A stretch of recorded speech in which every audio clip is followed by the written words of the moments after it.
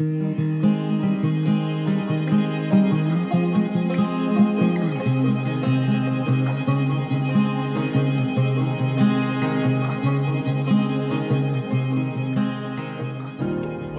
c'est notre première transat qui a duré 21 jours. C'est vraiment une période qu'on n'avait pas connue encore en solitaire, entre guillemets, sur un bateau aussi longtemps. C'était tonique, je dirais d'une manière générale, plus qu'on l'avait dans notre imaginaire. Ça fait presque 40 ans qu'on a un petit peu cette idée en tête, en disant un jour on fera la transat conclure une page de nos navigations personnelles. Et finalement, c'était quand même une transat assez musclée parce qu'on n'a pas pu faire une route directe à cause des pressions qui barraient le passage.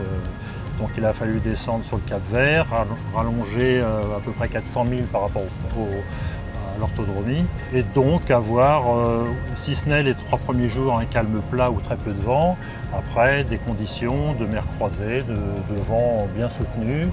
De pas ce qui ont fait que bon, c'était pas tout à fait ce qu'on imaginait ou ce qu'on dit, les alizés c'est bien, c'est tranquille, il fait chaud, on peut se baigner, etc.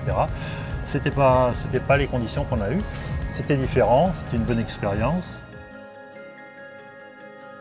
Au début, c'est 6 jours, après on a fait 9 jours, après on fera 15 jours, mais il y a le temps qui se déroule autrement, c'est comment je m'adapte au temps, qu'est-ce que je lâche. Parce qu'en fait, ce qui se passe, c'est qu'on doit lâcher beaucoup de choses. Déjà, quand on est parti, on a lâché beaucoup de choses. Et puis, on lâche nos petits-enfants, nos enfants et tout ça. Alors, cette transat, d'abord, elle est un peu multiforme parce que moi, je suis avec mon épouse l'équipage fixe. Et puis, à côté, on a des amis de la famille qui viennent, qui sortent, qui partent, qui reviennent. Et sur la partie cœur de la transat, c'est-à-dire de Tenerife à ici, là, on était 4 avec un de mes copains qui est un marin expérimenté, mais qui n'avait jamais fait de transat.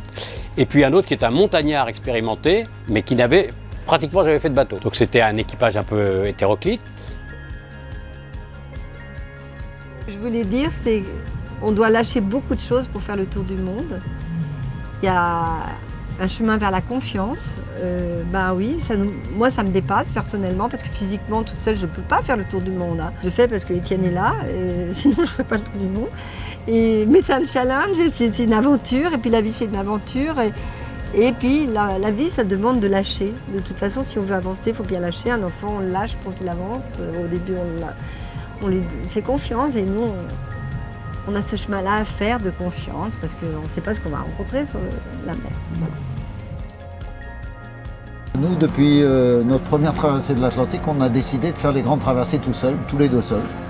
Donc on est assez accroché à ça parce qu'on a un bon équilibre de vie sur le bateau, on aime bien notre rythme de vie à deux. Et en revanche, bien évidemment, aux étapes, on invite beaucoup de monde. Et donc là, on a loué un bateau pour les fêtes de Noël où nos enfants et petits-enfants sont venus. Et donc on était à 2 bateaux pour passer les fêtes de Noël à la Martinique. On attend des amis qui nous rejoignent au San Blas. Voilà, donc c'est plutôt les étapes en équipage et les traversées tous les deux seuls. On ne se connaissait pas tous très bien au départ. En tout cas, les 4 ne se connaissaient pas ensemble. Et on a très bien fonctionné, ça s'est passé de manière très smooth, très calme, toujours dans la joie et la bonne humeur. Donc de ce point de vue-là, c'était une très bonne expérience. Moi j'ai été très content et ravi du compagnonnage que j'ai eu avec mes équipiers pendant cette traversée qui a duré la première partie de Tenerife à Mindelo 6 jours et la deuxième partie 11 jours.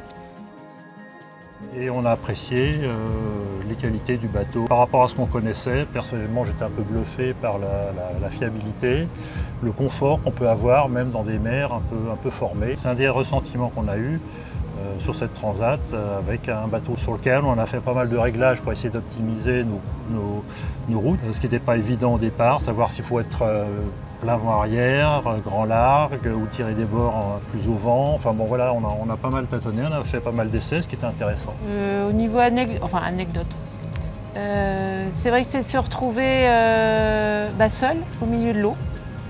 Et ça, quand on n'a pas l'habitude, c'est un peu étonnant. Et de temps en temps, on est tout content parce que sur l'écran, sur l'AIS, on voit un autre bateau et on se dit « Ah, on n'est pas tout seul !» Et on s'est dit « Où on en arrive ?» Sur un écran, on voit un bateau, on est content. Mais c'est vrai que c'est une des sensations où on se retrouve seul sur l'eau et qu'on n'a pas connu franchement avant, quoi. Ça a duré une journée, 24 heures, pas beaucoup plus longtemps. C'est vrai qu'on est content, même sur un écran, de voir un bateau. Et alors quand on le voit en vrai, même de loin, on est encore plus content.